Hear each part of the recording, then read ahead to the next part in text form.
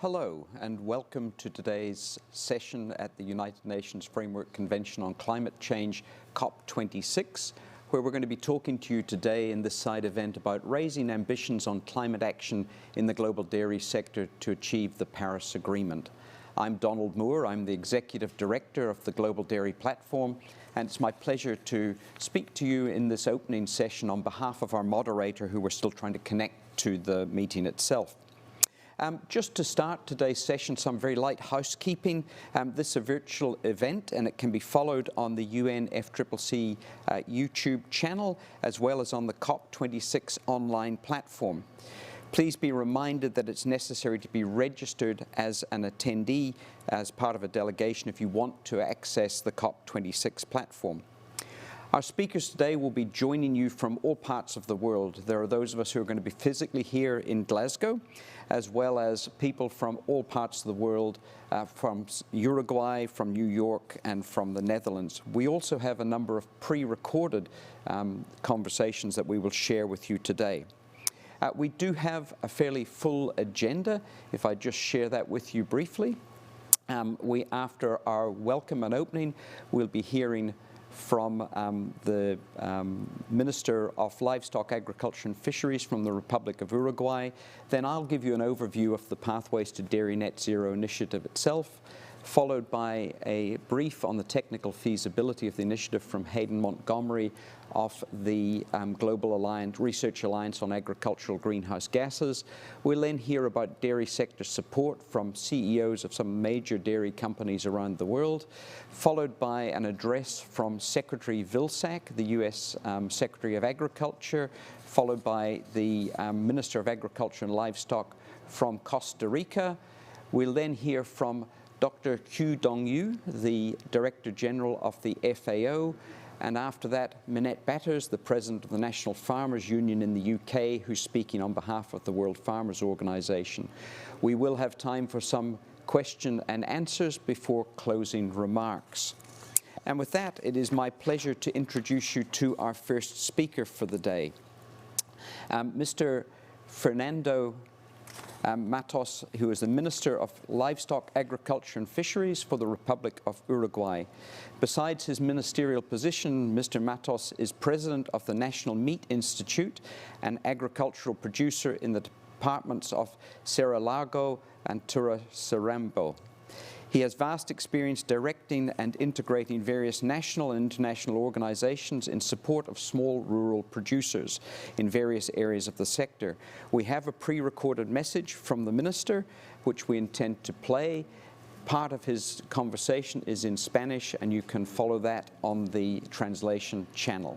So thank you, Minister.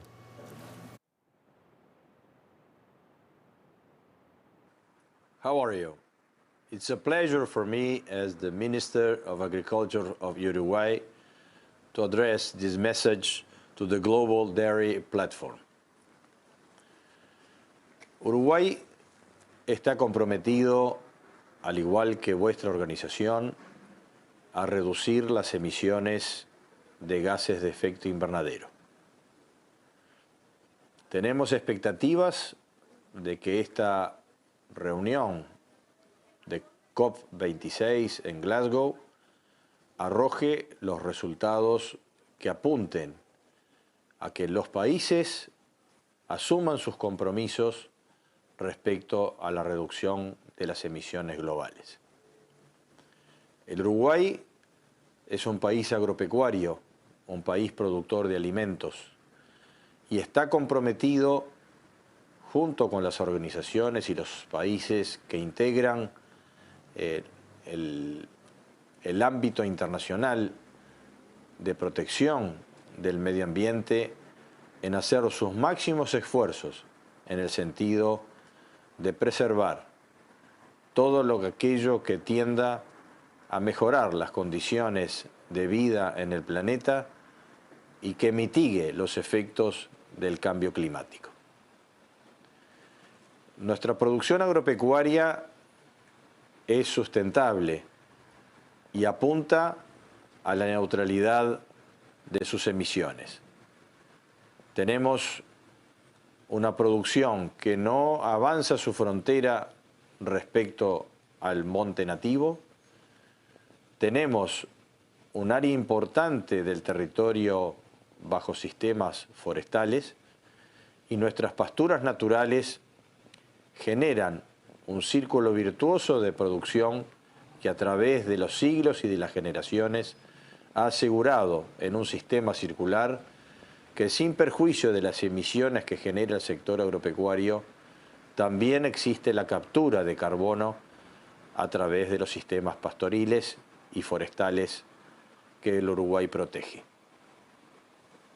Estamos comprometidos a reducir las emisiones, tal cual asumimos en el Acuerdo de París.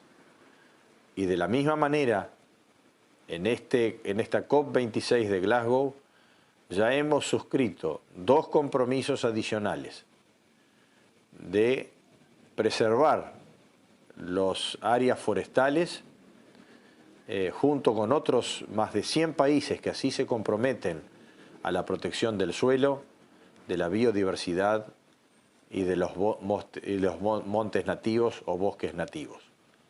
Y al mismo tiempo, un segundo acuerdo que asume junto con un centenar de países a también reducir en la línea de base del año 2020 y hasta el año 2030 el 30% de las emisiones de metano en carácter de promedio en estos países que suscribieron el acuerdo, más allá de todas las medidas de mitigación y el esfuerzo que haremos respecto a la reducción de las emisiones de metano de nuestra producción agropecuaria.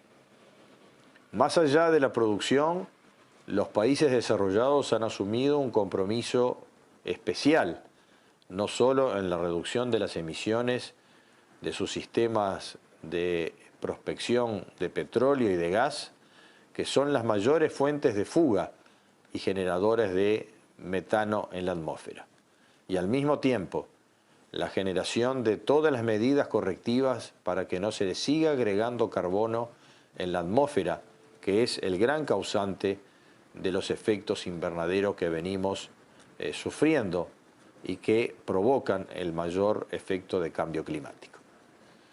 El Uruguay, por lo tanto, y nuestra producción lechera está comprometida a la reducción de las emisiones. Apostamos a las mediciones objetivas, a los sistemas validados internacionalmente de medición. Y en ese sentido, el gobierno uruguayo se compromete con la preservación ambiental y ha tomado la decisión de elevar a carácter de ministerio lo que es la dirección del medio ambiente y por lo tanto hoy tenemos un rango ministerial que trata los temas del ambiente. Con ellos venimos trabajando conjuntamente en forma muy estrecha y uno de los pasos importantes que involucra la producción ganadera y la producción lechera ha sido la conformación del grupo interinstitucional de la huella ambiental de la ganadería, que viene trabajando estrechamente en recomendar pasos necesarios para la reducción de las emisiones, tanto en el ámbito de la producción como también en el ámbito industrial. Los capítulos de tratamientos de efluentes en los tambos, en las producciones lecheras a nivel de campo son muy importantes y venimos trabajando en forma muy intensa para corregir esos aspectos de tratamiento de aguas residuales. De la misma manera que trabajando junto a la industria para que las emisiones de metano se reduzcan a través de sistemas amigables con el ambiente y de tratamiento de efluentes.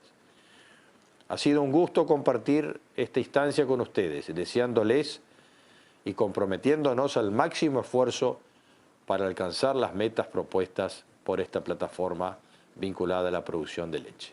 Muchas gracias.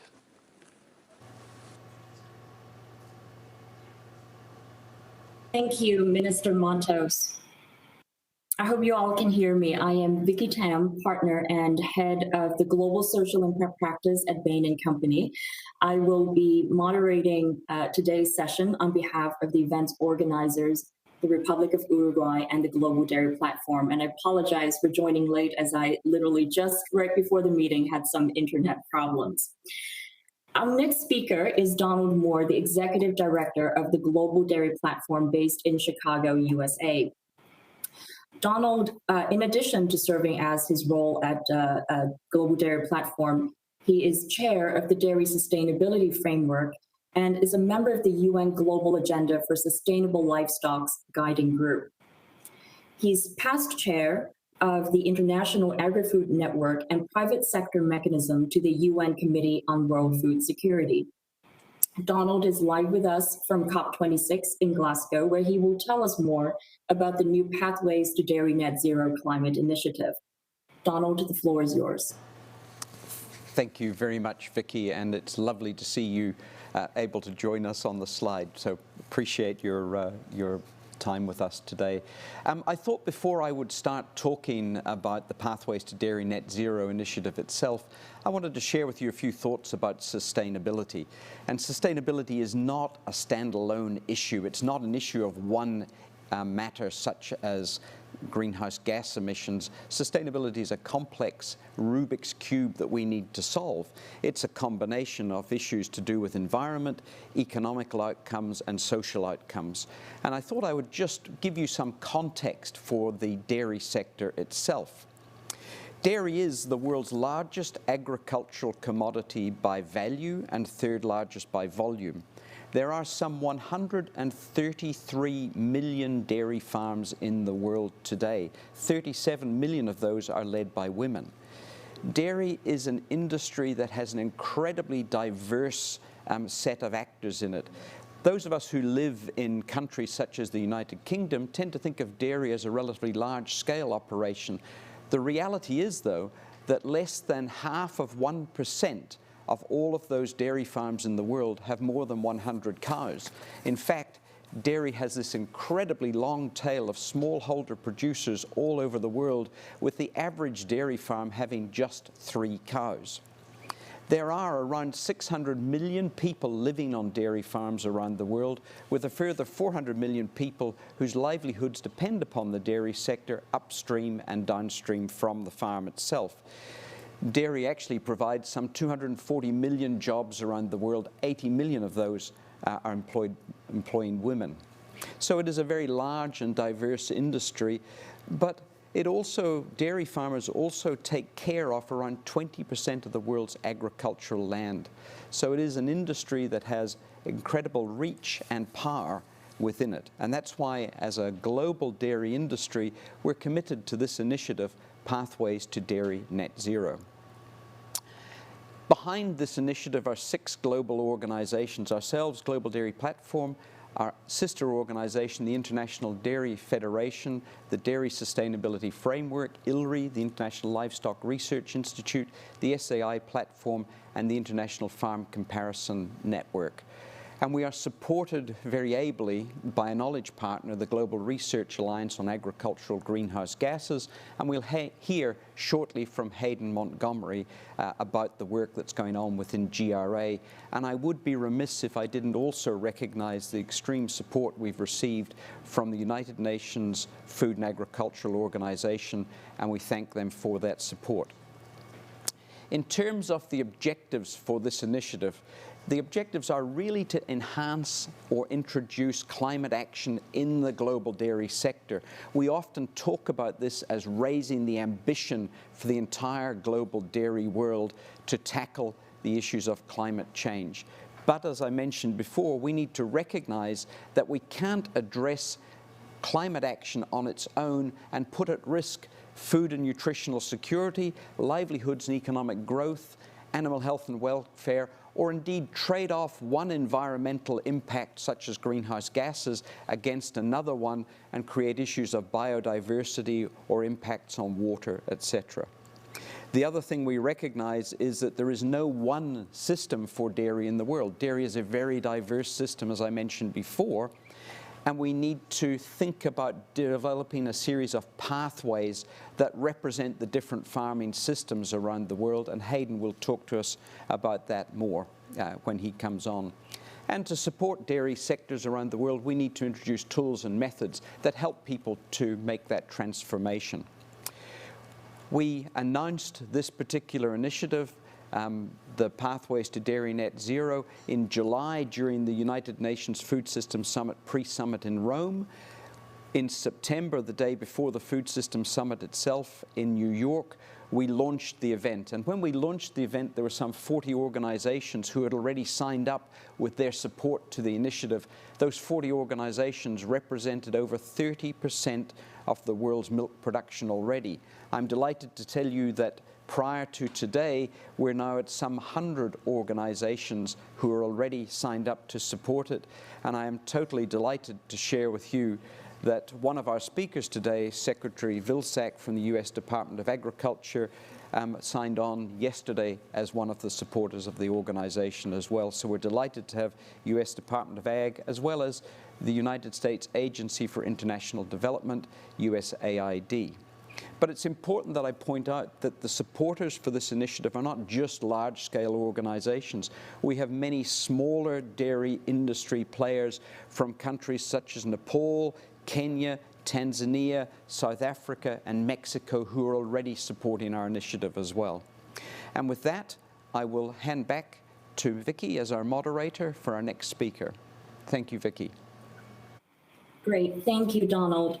Our next speaker is Hayden Montgomery, the Special Representative of the Global Research Alliance on Agricultural Greenhouse Gas.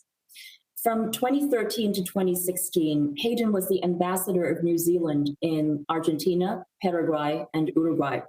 He's been very involved in issues related to climate change, especially as the main negotiator for agriculture and forests for New Zealand within the UN negotiations on climate change, and special advisor of the Global Alliance of Research on Greenhouse Gas in Agriculture in the New Zealand Embassy in Paris. Hayden is joining us virtually from Uruguay today, where he will discuss the technical feasibility of the pathways to dairy net zero. Welcome, Hayden. Thank you, and good morning from me. I hope you can hear me. And I hope you can see my slides. And if I'm shown as New Zealand in my as my kind of identification in this platform, then to explain, I am employed by the New Zealand government in my capacity as the special representative of the Global Research Alliance. And I'm really pleased to be with you today, albeit virtually.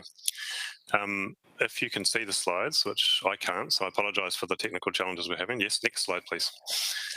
What I'd like to do is just explain the role the GRA is playing in supporting this initiative, and then go through just a brief overview of how we're approaching the analysis. So the role of the GRA is to act as a knowledge partner, as Donald has mentioned, and this has been undertaken first of all through two of our research institutions that are involved in our livestock research group. They are actually two of our three co-chairs of the livestock research group. One is Scotland's Rural College and the other is the New Zealand Agricultural Greenhouse Gas Research Centre. And so the work that they are doing is to review current and prospective mitigation options that would be applicable in dairy farming, working with FAO, developing a new dairy typology or dairy systems classification, and then combining and analysing mitigation in those different systems. The idea is to be able to model a range of scenarios out to 2050 that can demonstrate mitigation pathways for each of those different dairy systems around the world. And this is to inform the level of ambition of the dairy sector and provide some insights into what might be the most important short, medium and longer term mitigation options to pursue.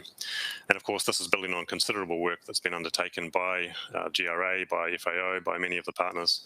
And part of this ongoing process will be a very intensive consultation with dairy sector experts across the GRA network within those different dairy systems we will be studying. Next slide, please. So in terms of the typologies, what we want to do is basically see that every dairy farm in the world could see itself within the classification system. Yet we have to find the fewest number of generic dairy systems possible to enable this modelling to be done with to enable the modelling to be possible. The data availability is always a key consideration. And so the idea is that each farm is adequately represented in the system types that we would come up with, and that the system types would reflect a combination of agri-climatic considerations, so to do with climatic temperature, precipitation, but also some structural or economic considerations like the scale of production or the degree of confinement of the dairy cows. And the difference between systems needs to be meaningful so that the modelling actually makes sense. And in terms of the mitigation, we're looking for plausible and scalable mitigation options based on a strong scientific base, which has been conducted already. Then looking at grouping those mitigation options by the source of greenhouse gases, whether it be enteric fermentation from the ruminants or from manure, methane or feed production or energy or fuel use. And then think about when this option might be available, its efficacy, what level of adoption we might expect globally, and do this all by system type, okay? Because efficacy of a given technology may differ by system type. We're also going to look at the possible co-benefits, risks and barriers to any of these proposed mitigation options. If I could have the next slide, please. I'll try and explain this in a bit more detail. So if we look globally, we see a huge diversity in the efficiency of dairy production. This is a chart that is based on modelling from the GLEAM tool that FAO runs, and it basically plots average dairy production in each country on a chart that compares yield per cow per year with greenhouse gas emissions per unit of milk. And we can see, as you can see on the chart, you see a very significant change in efficiencies as you move towards higher yielding cows. If we have the next slide, please. What you will see is if we look at different dairy system types and we plot those against this curve, we can see where, on average, different system types fall in that efficiency curve of milk yield and greenhouse gas emissions. What you might also observe is there is crossover between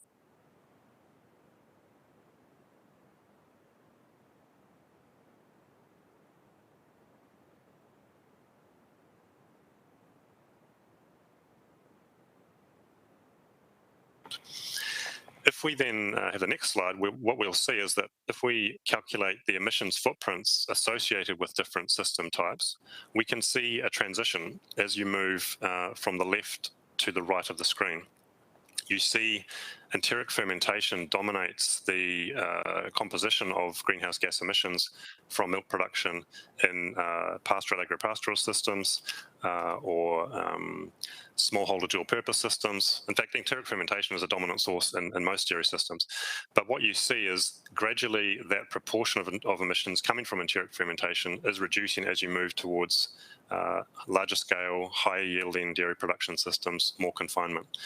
And what's replacing that is greenhouse gas emissions from other sources in the farm or in the supply chain, which might come from manure management or off-farm feed production or post-farm energy use. And so the point of this analysis is to demonstrate that every system type is different, and there are different priorities for mitigation in those system types, which reflect the structure of the farm and also the principal sources of greenhouse gases and their sources, as in methane, but methane coming from different sources.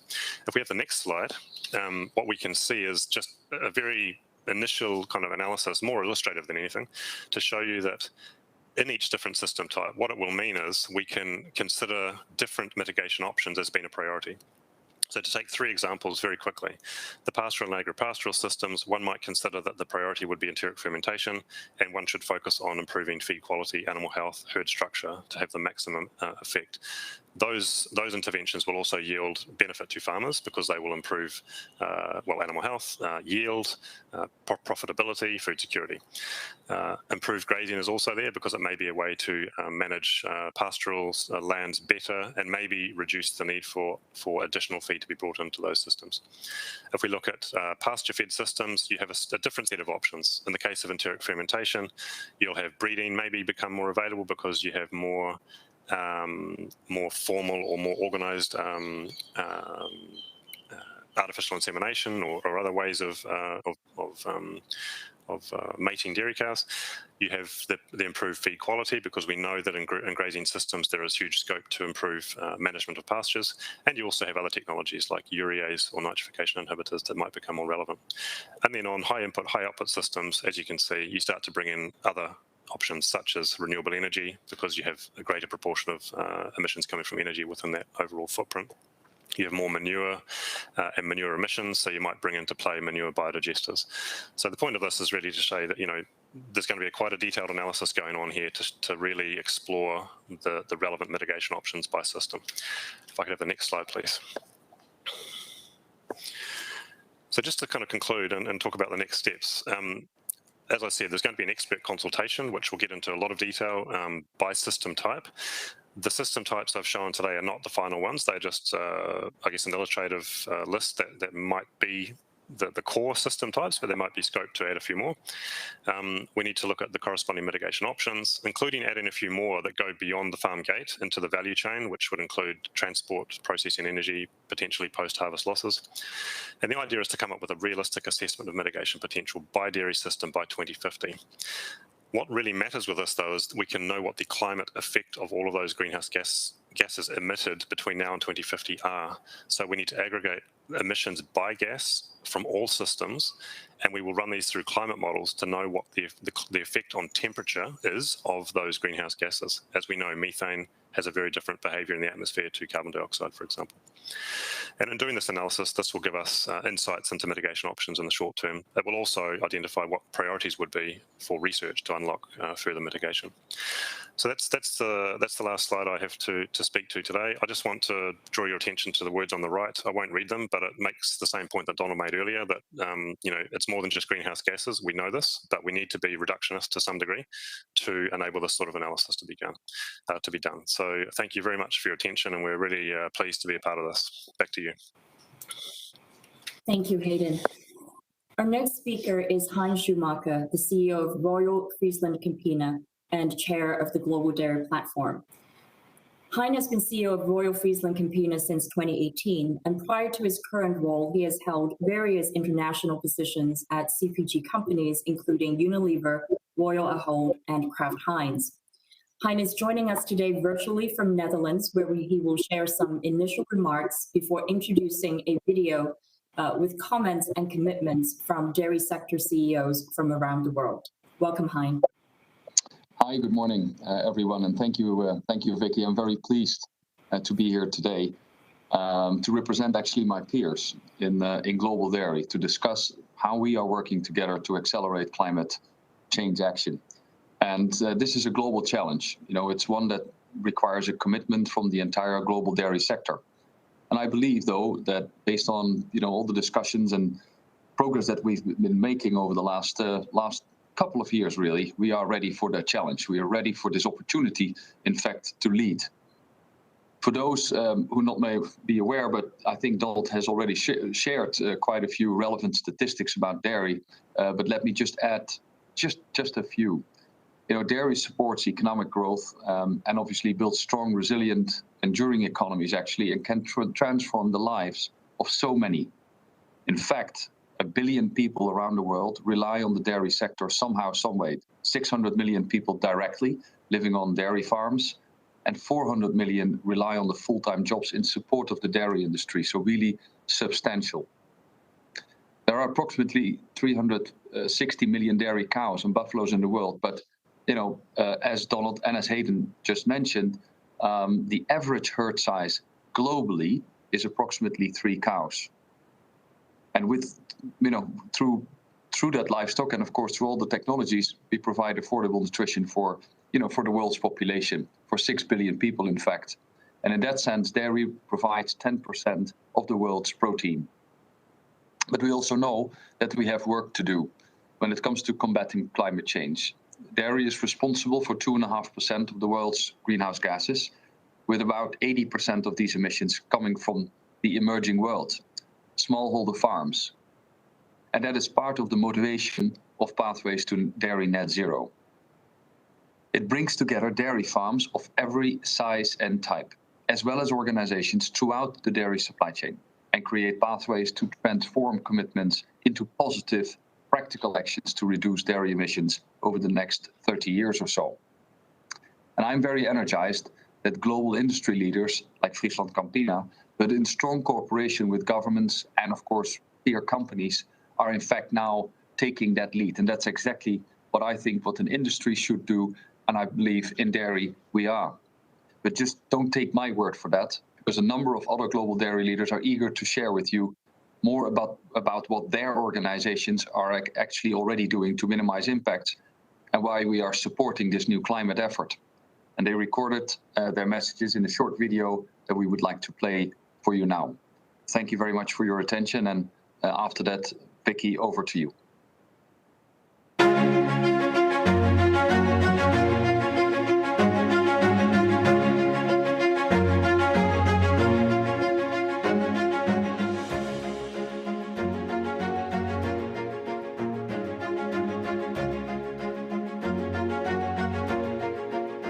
To feed a growing population, it's clear we need to do more with less. To scale production at the same time, minimize our impacts on natural resources. Dairy is an extremely important part of the food chain. It brings a lot of natural ingredients, a lot of natural nutrition, whether it's calcium, whether it's protein, or whether it's fat that human beings need. Dairy also creates and supports livelihoods and helps in eradication of poverty and helps in economic empowerment of people in the rural areas, and especially for women. At the present, the carbon emissions of livestock industry accounts for nearly 15% of the total global emissions. In livestock industry, 61% of emissions come from cattle raising. Reducing greenhouse gas emissions in the upstream will not only stimulating the sustainable development of the industry, but will also make a huge contribution to the improvement of the environment. The latest IPCC report clearly shows that climate is at a tipping point, and that tipping point is getting closer. And it goes beyond saying that all industries need to get into action mode. As the adverse effects of climate change are increasingly being felt across nations, strong actions on a consistent basis are required to reduce the contribution of our dairy sector to climate change. As we continue to wrestle with threats to our global food supply, we have got to acknowledge the tensions that continue to influence the reality of every day. Tensions like addressing short-term challenges to keep food moving to market while meeting these long-term demands for resilience and regeneration. Balancing the struggles of those who produce food with the demands of those who consume it. We're talking about natural and biological processes, and it takes time to change them. We can't just shift to a different technology. It is actually animal and biological processes that gently over time needs to be developed into a more sustainable solution, and that goes for cattle and as well. In Friesland Campina, we've always taken the whole sustainability challenge in an integral manner. And that means for us that we focus on 3 dimensions primarily. The first one is about reduction of greenhouse gases, CO2 reductions. The second one is all about improving on biodiversity. And the third dimension is to make sure that animal welfare is at the highest possible norms. Because we believe that it's not one issue we're trying to solve, but that things are actually hanging together. And that's why the integral approach is so important for us. One of the activities that we do is we train our farmers to be better dairy farmers and therefore improve their efficiency and productivity. 6 national dairy organizations have partnered to initiate the U.S. Dairy Net Zero Initiative, a 5-year industry-wide effort that's designed to break down the barriers and to make sustainable practices and technologies more affordable and more accessible to U.S. dairy farms of all sizes and geographies. Mengniu is leading in China's dairy industry in terms of emission reduction. In particular, we implemented a desert transformation project in the Ulaanbaatar Desert in Inner Mongolia, planting 90 million plants and various crops and forming an oasis of 200 square kilo in the middle of the desert, creating a closed-loop organic ecological cycle. We, as the Grand Imam Limited, in collaboration with the GHGs, we have been trying to educate our farmers on how to improve the feeds, whereby we are training them on how to get a concentrate so as to reduce the grasses in the animal. We have over the last generation seen a significant increase in the yield per cow amongst our farmers. In 1950, we were 1.5 million dairy cows, for example, here in Denmark. Today, we are around a third in terms of dairy cows, 500,000. But these 500,000 actually produce more milk than back in 1950. And that's a great achievement, a significant increase in yield, which is good for the carbon footprint.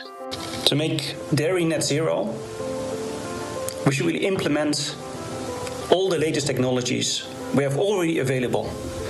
This in itself will probably reduce the dairy footprint on average already right now by 20 to 30%. In addition, we should keep on innovating with products like recently launched Bovaer in Brazil and Chile, which further reduces methane emissions, for example, by 20 to 30%.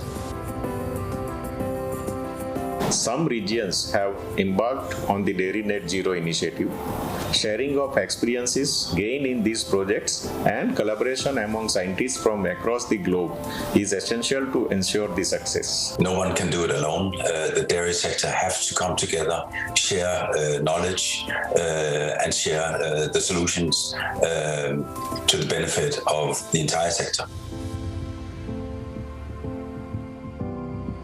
So many farmers are already demonstrating progress, innovation, efficiency, stewardship. It's in farmers' DNA. Being a dairy farmer means caring for the environment, generation after generation. Dairy farmers are connected to their land and connected to the communities in which they live and operate. I'm certain that the dairy industry will actually fulfill its commitment to climate change. I see innovation coming towards us, the academic world stepping in, and I see governments helping out. And I think with, in that ecosystem between companies, academic institutions and governments, I see what progress is already being made. We ain't seen nothing yet. So I'm absolutely positive about the future. We in the global dairy sector are rising to meet the worldwide climate challenge. We're a global dairy community. United towards pathways to Dairy Net Zero.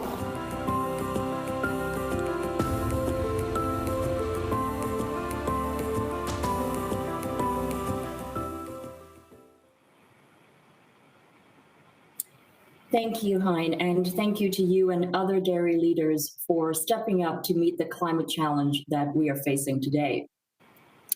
Our next speaker is Mr. Tom Vilsack, Secretary of Agriculture for the United States. He's the 32nd Secretary of Agriculture. Secretary Vilsack was nominated by President Joe Biden to return to a role where he served for 8 years during President Barack Obama administration. As leader of the USDA between 2009 and 2017, Secretary Vilsack worked hard to strengthen the American agricultural economy, build vibrant rural communities, and create new markets for innovation in rural America.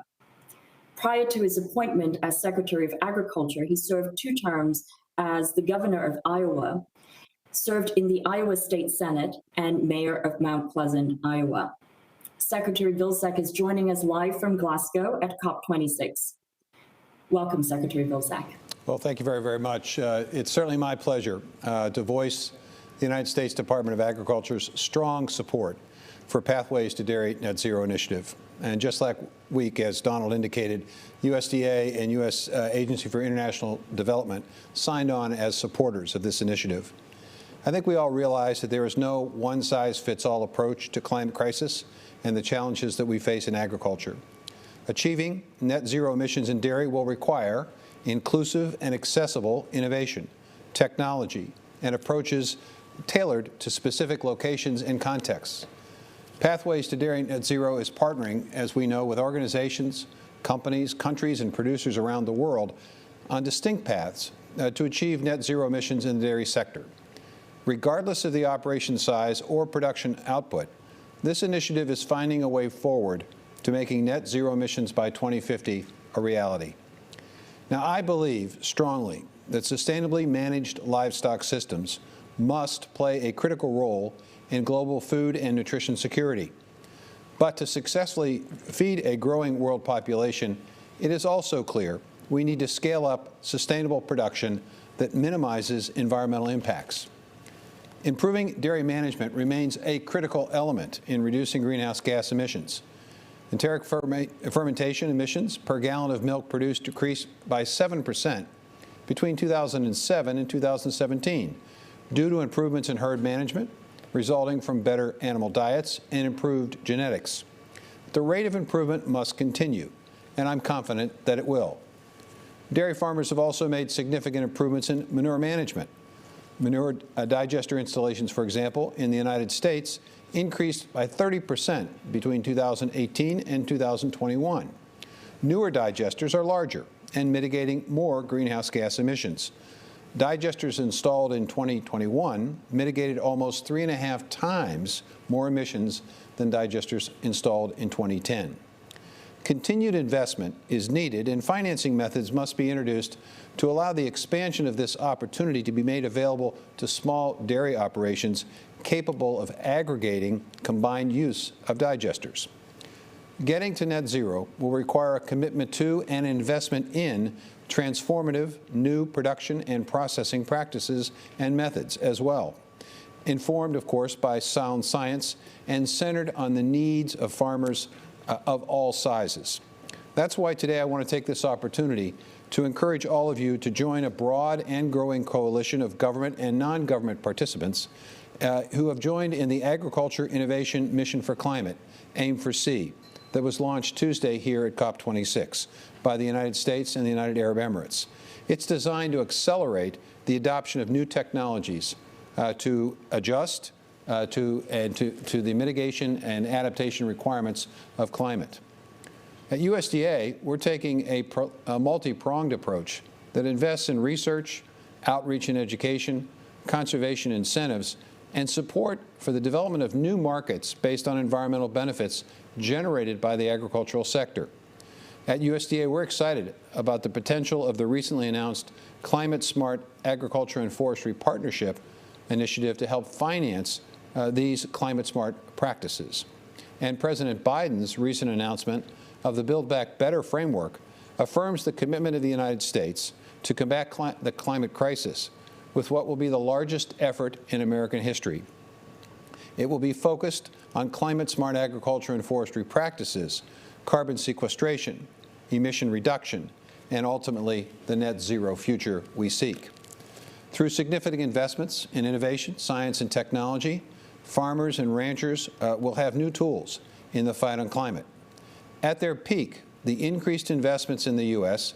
in climate smart agriculture alone could reach roughly 100 million cropland acres per year, impacting up to 200,000 U.S. farms.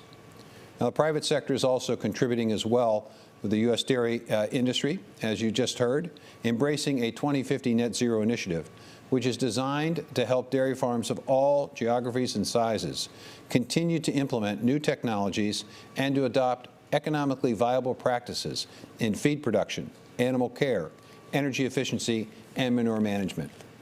Now, many of our dairy farmers in the U.S. are already demonstrating the benefits of regenerative agricultural practices.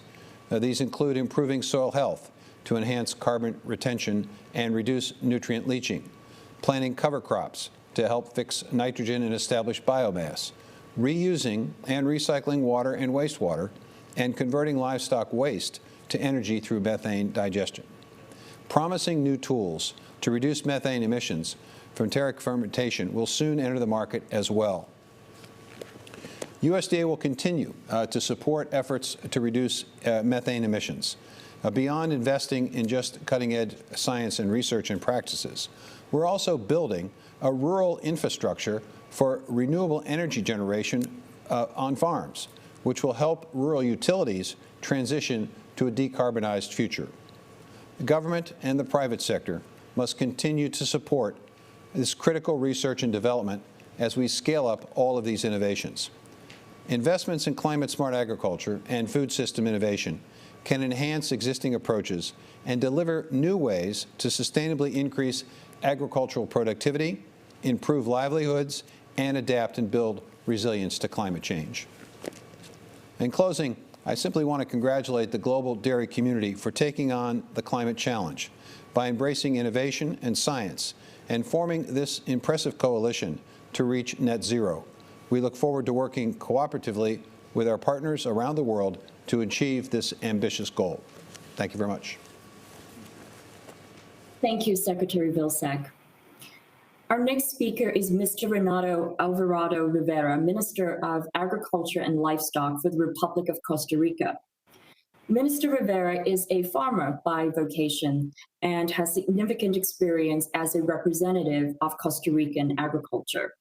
He has pre-recorded his comments in Spanish, and I understand that there actually are some technical difficulties with interpretation on the platform, which is affecting the whole site. So my apologies in advance to those who are joining us on the virtual platform. With that, let's play the message from Minister Rivera. De Costa Rica, quisiéramos saludar en el marco de la COP26 a la iniciativa Cero Neto. Costa Rica ha venido trabajando con su ganadería para convertir en una ganadería carbono neutro. Ojalá en el futuro podamos llegar a ser carbonos positivos. Los NAMAs ganaderías y la agricultura de nuestro país han venido haciendo acciones para retener en suelo el carbono y garantizar mejores suelos y mucho mejores pasturas. Las experiencias que hemos venido desarrollando han sido sumamente exitosas. Hemos incorporado árboles a los repastos donde pastan los animales. Hemos generado cercas eléctricas para hacer apartos más pequeños y aumentar la carga animal en las fincas, garantizando así el suficiente abono orgánico producido por las excretas de los animales que nos han ayudado a recarbonizar el suelo y tener pastos mejorados con mucha más nutrientes para nuestros animales.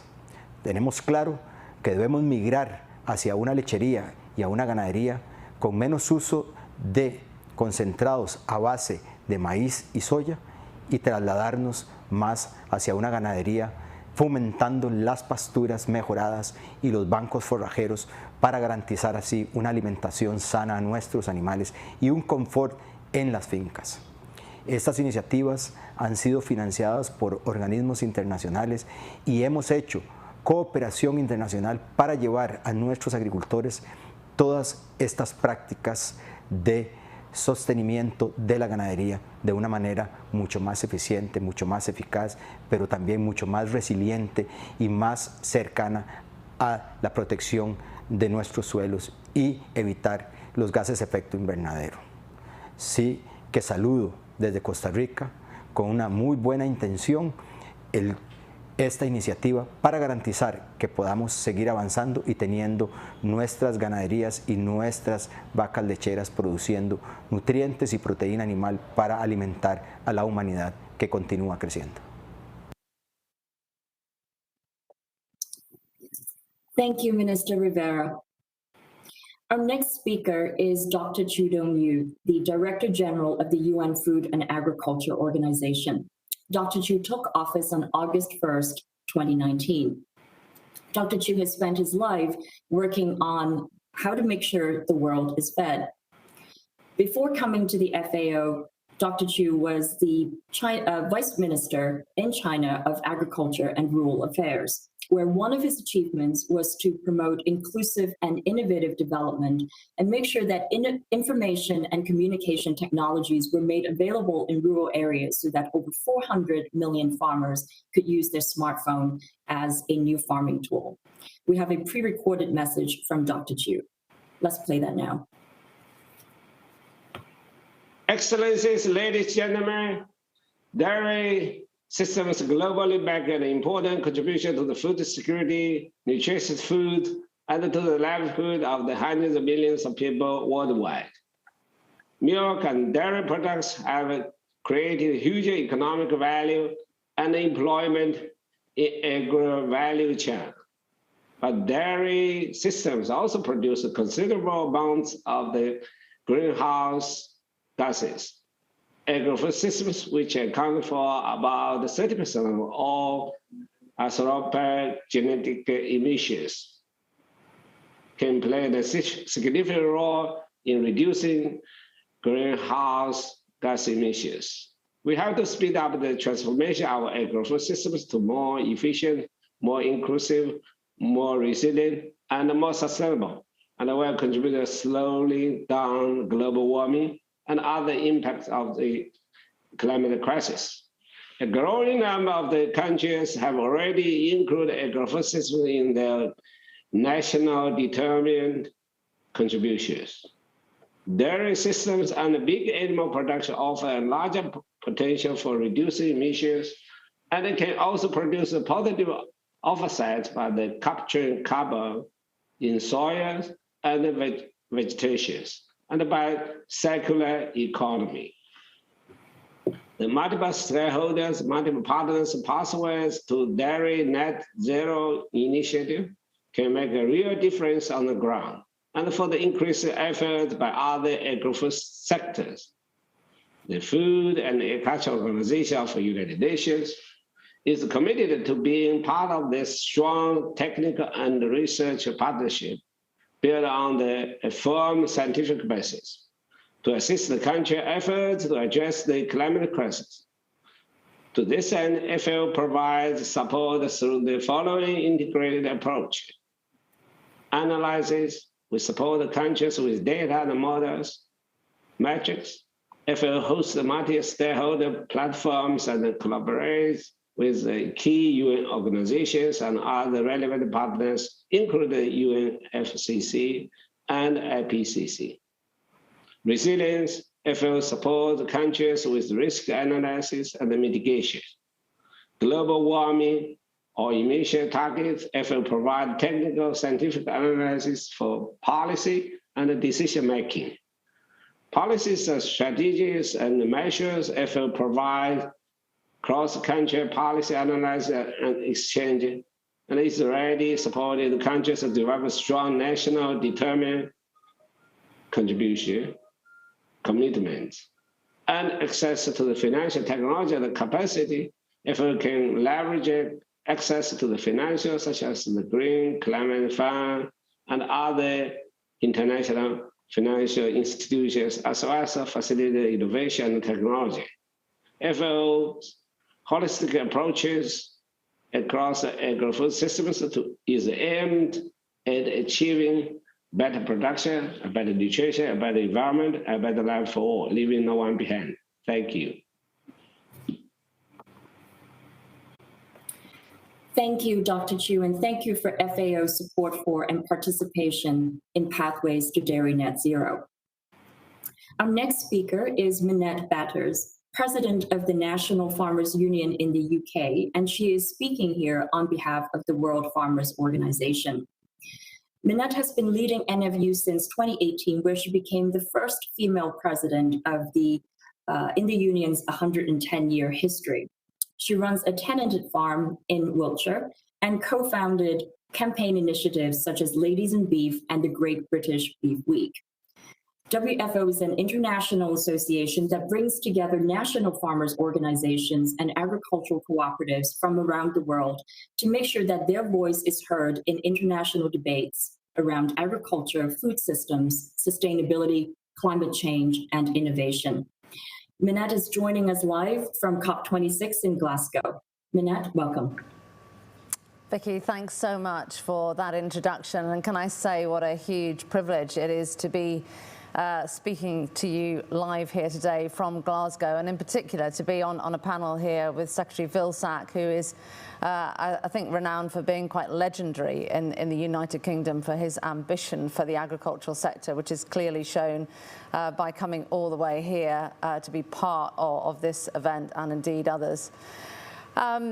So I guess it's an enormous responsibility and privilege for me to speak on behalf of the World Farmers Organization here today. I'm a passionate believer in the power and strength of the world farmers to take farmers, I guess, on a journey, because we all start this journey to net zero from different places. I see it as scaling a ladder. And once you get onto that ladder, you are into a good place, and you are aiming for this point of perfection, effectively, where we want the world to get to a carbon neutral food production scenario. So I really welcome what Donald has said today and the work of the Global Dairy Platform in bringing what I believe is a unique coalition together. And the pressures are huge. You know, we have, as farmers, to feed more people than we have ever had to feed throughout history. We have to do more for our consumer on biodiversity. We have to produce effectively more food on less land with less inputs, and that is a massive, massive ask. But I really believe in the power of the WFO to make the changes and to help farmers. You've heard points raised about knowledge exchange and the ability through a smartphone to be able to get to all farmers across the world. And I was really conscious of that at the WFO General Assembly out in Zambia back in 2016, whereby we realized very, very different farming systems that were being brought together across the world, but with the technology now to relate to everybody, everywhere. And that is incredibly powerful as we move forwards. The WFO has been, I think, massively helped by the Climakers program, which has been a farmer-driven agenda, effectively. And it's been really committed to driving, I guess, this point around knowledge exchange and best practice and scaling it through science-based solutions. And they've already published a number, which I'd encourage everybody to look at, a number of effectively stories from the field of these case studies of what different farmers across the world are doing. And one example that I really enjoyed was the COVID-19 special edition that was really looking at what the Kenyan National Farmers Federation have done and highlighting the benefits on dairy farmers in Kenya of looking at the value chain and its work on delivering quality assurance and actually what that will bring back to the dairy sector in Kenya. This, of course, would bring multiple benefits. But I'm also conscious in my role as a leader in the UK, we very much faced a situation where farmers were being kept out of the discussion. They were sort of locked out of the room and seen as the problem. And I really wanted to change the dialogue. I really wanted to be able to open the doors. And of course, you know, the UK is, I think, the only developed country in the world that has set the legislation pathway to deliver net zero by 2050. So in 2019, we decided that we would come out and we would say, we can beat that target. We can beat it by 10 years with the right policies, the right incentives, and we can commit to agriculture achieving net zero by 2040, knowing that we are in a unique position, both as a source of emissions, currently 10% in the UK, but also a sink to be able to do something about it. And it really worked. It opened the doors with people saying, wow, how are you going to do this? How do you beat the government target by 10 years? And since then, we have really invested in working with academia, working with scientists to develop a policy, because it is all very easy to come out with these big sound bites of, we want to do this. But I think what you've heard today, and certainly what we have done since 2019, is to work up what that iterative process up that ladder is going to look like.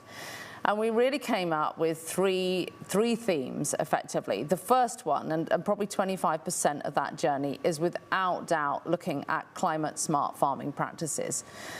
practices that do allow us effectively to farm on less land with less inputs but produce the same amount, and in some cases more. Looking at health status, looking at genetics, looking at shorter finishing times, looking at ever better precision farming, making greater use of our natural resources. So that's a big part of that journey.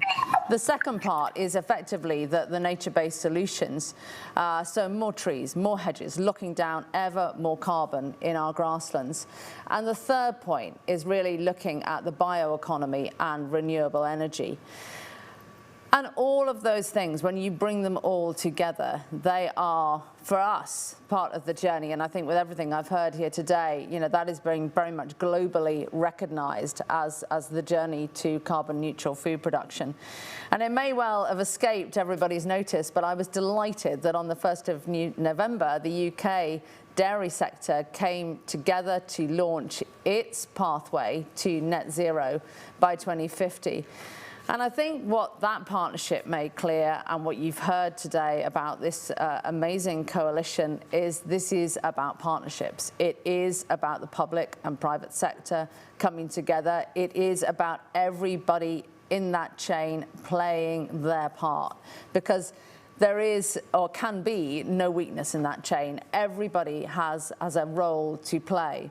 And I guess my hope, and in conclusion, what I would say is that I really, really hope, above all else, that the legacy from this COP26 for COP27 is that the world actually comes together for a really constructive conversation about the future of the food that we produce. In a world where we have effectively the malnourished and the clinically obese marching stride for stride, we have to come together. And a subject that we haven't touched on so much today is the importance of the dairy and livestock sector in building our soil health. And I hope COP27 and the legacy for this one will be about how livestock and plant-based are actually intertwined, and will have to come together to work together as we become less reliant on chemical inputs and more reliant on natural resources. And that will be a genuine ambition for us all to drive forwards to in COP27. Vicky, many thanks. Thank you so much for those comments, Minette. And it's always so important and great to hear from a farmer in these types of meetings. Next, I'd like to hand the baton back to Donald Moore to moderate the Q&A portion of this meeting. It has been a pleasure serving as your moderator today, at least for most of the session.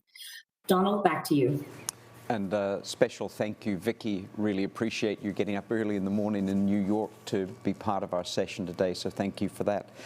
My first question is for Secretary Vilsack. Firstly, Secretary, thank you so much for joining us here today. It's been an absolute pleasure to have you as part of this event. Secretary, you mentioned in your remarks before, you mentioned the Aim for Climate initiative, but there was another initiative that was launched earlier this week, the Methane Pledge. And I was wondering if maybe you could share a little bit about the Methane Pledge with us, and perhaps reflect on how you see initiatives like Pathways to Dairy Net Zero playing alongside the Methane Pledge. Well, I think it's fair to say that I think there's an appreciation that methane is a very serious greenhouse gas emission with very serious consequences. And obviously, as people talk about animal livestock, they often talk about the production of methane. So I think it's important for the livestock industry to be part of an effort to reduce methane by 30% by the year 2030. And I honestly believe that is absolutely doable, and I think agriculture can lead the effort and lead the way in reducing methane. When you take a look at what's already in the works, feed additives that can reduce the amount of methane that's produced, capturing the methane and converting it into renewable energy and fuel, opportunities to sort of realign our manure management approach so less of it ends up in landfills, as unfortunately some occurs today, and even to the extent that we figure out ways to use food waste as feed, basically eliminating that from contributing to methane. The livestock industry has a tremendous opportunity, the dairy industry in particular, has a tremendous opportunity to be a leader, to be on the leading edge of that methane reduction strategy. And I think the pathways to net zero, I think part of, there's no question you're going to integrate that on the farm in our research projects. And we're excited about it at USDA because we believe with our Climate Smart Agriculture and Forestry initiative, we can actually finance and help finance large-scale demonstration projects that prove the efficiency of these various strategies. Fantastic. Thank you very much for your comments. My next question I'm going to direct to Minette Batters. Minette from National Farmers Union. Minette, you earlier this week you've announced the NFU and the UK dairy industry announced the Dairy UK roadmap. Congratulations on that. We were following along and we're delighted to see the positive work here. But building on one of the Secretary's comments about innovation, how important is it to you in the National Farmers Union to build science and innovation into your goals? Donald, I think it absolutely sits at the very heart of the journey to net zero, and I think we will see greater change in the next 10 years than probably we have seen in our lifetimes of the new innovations, the new technologies. Secretary Vilsack talked about the ability to capture methane. I mean, we are working, as are other countries across the world, on how we do capture it and how we actually use it for creating clean green energy, for driving the tractors of the future. And I really do see a situation whereby we do turn livestock not only into a carbon neutral production system for dairy, but also providing a lot of the solutions that we need in our wider lives. So our total reliance on finite products that the world has to offer is unsustainable in itself. So the more that we can grow things effectively on the earth in a truly sustainable and biodegradable way, that is going to be a massive game changer. And those innovations we've talked about, feed additives, whoever would have thought that something like seaweed would be able to do what it has done. And we're only just really starting to understand actually that a lot of the solutions are in the planet around us.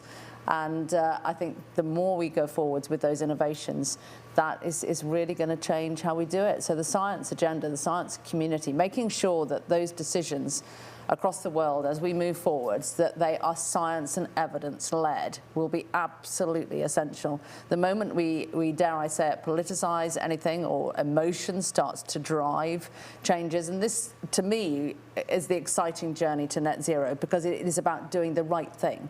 It's about doing the right thing for the customer, it's about doing the right thing for the planet, and as we do that, we can set more land aside for nature, biodiversity benefits, water quality benefits, so everybody benefits on this road. It's a really difficult road, but the benefits are massive, and innovation sits at the heart of it.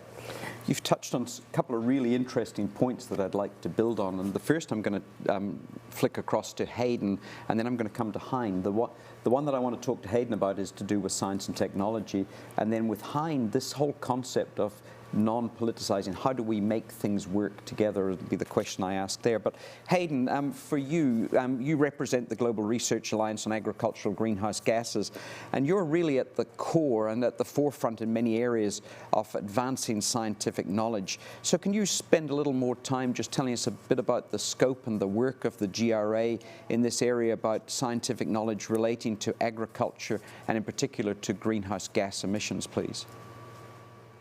Sure, thanks Donald, thanks for the opportunity, and thanks, it's been really interesting hearing from Secretary and President Batters as well. It's been a great panel. Look, I think the GRA at its core is about partnerships as well. I think that's the key, and we've been around for more than a decade. We are 65 governments that effectively took the decision to, as has just been mentioned, to depoliticize the agenda and focus on the science that we all needed, and that we felt that we could advance more rapidly by working together. So the core kind of ethos of the GRA is that we try to ensure the widest possible benefit of our work. We promote public good investment from the public and private sector in advancing this agenda.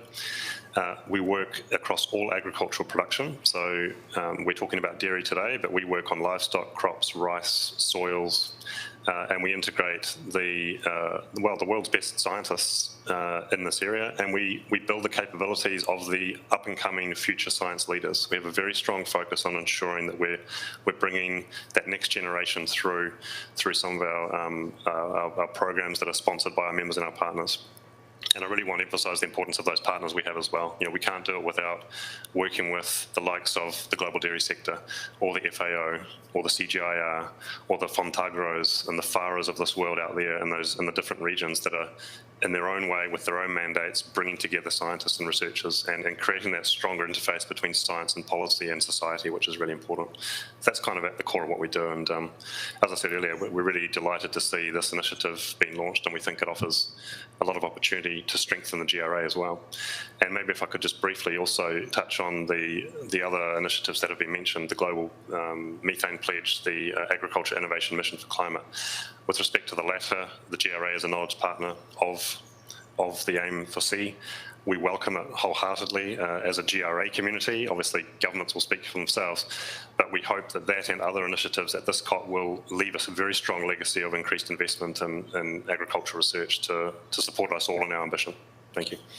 Thank you, Hayden. Appreciate that. And on behalf of the Global Dairy Platform, I'm also delighted to announce that we've become a knowledge partner to AIM for Climate as well. So thank you for that.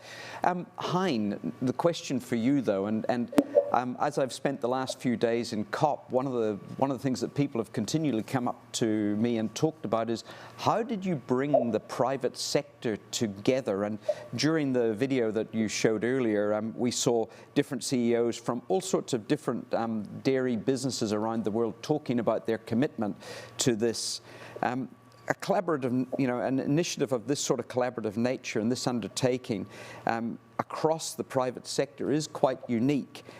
Can you perhaps share with us what motivates your company, Royal Friesland Campina, to be part of a global initiative like this, which is really in the public good space?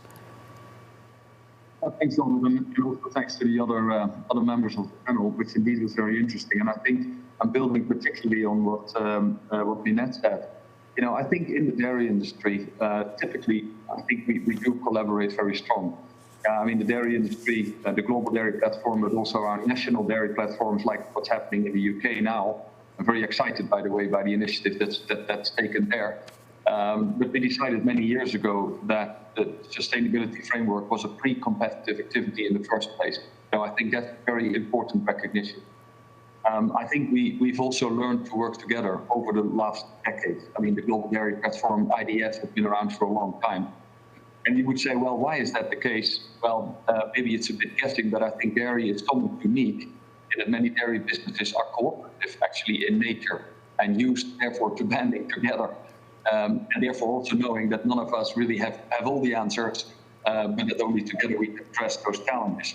I think for us particularly, and I'm speaking more from the Netherlands, look, we are a very small country, but we produce a decent amount of dairy in the world. We live with 17 million people, and of course, as a company, we therefore, as a leader in the country, we needed to be in balance with society already since years, and we have battled a number of things. Nature areas, nitrogen crisis that we've had, obviously battling now towards reducing CO2 emissions by 50% based on the Paris Accords towards 2030. So, I think globally working together and collaborating has happened for quite a bit of time. But I think as a Dutch player, well, we're active globally, but origins in the Netherlands, given our specific circumstances, we really had to step it up big time. And I'm excited, for example, about a lot of the innovations that are coming through now. Just as the Secretary Vilsack said, innovation is accelerating so fast. That also provides a tremendous amount of energy for us. Fantastic. Look, thank you, Hein, for your comments, and thank you to all of our panelists and speakers here today, and to our moderator for the support they've given us. We're nearly out of time, and so if I may take a moment to wrap up. Look, we've heard throughout today's session, we know what dairy does from a nutritional perspective. We know what that nutrition means to health. We know what dairy can do for livelihoods, for economic growth, for women's empowerment, for youth employment. We know all the good that dairy can do in the world. On the other hand, we also recognize and acknowledge that dairy, like all agricultural commodities, has an impact on the natural environment in which we operate. And this initiative, Pathways to Dairy Net Zero, is our commitment as a global dairy sector to address our impacts on that natural environment. And with that, I thank all of our panelists. Secretary Vilsack, Minette Batos, thank you for joining us here in person. Vicky from New York, thank you for that. Hein from the Netherlands, thank you for joining us. And Hayden Montgomery, who's in Uruguay, thank you for joining us today.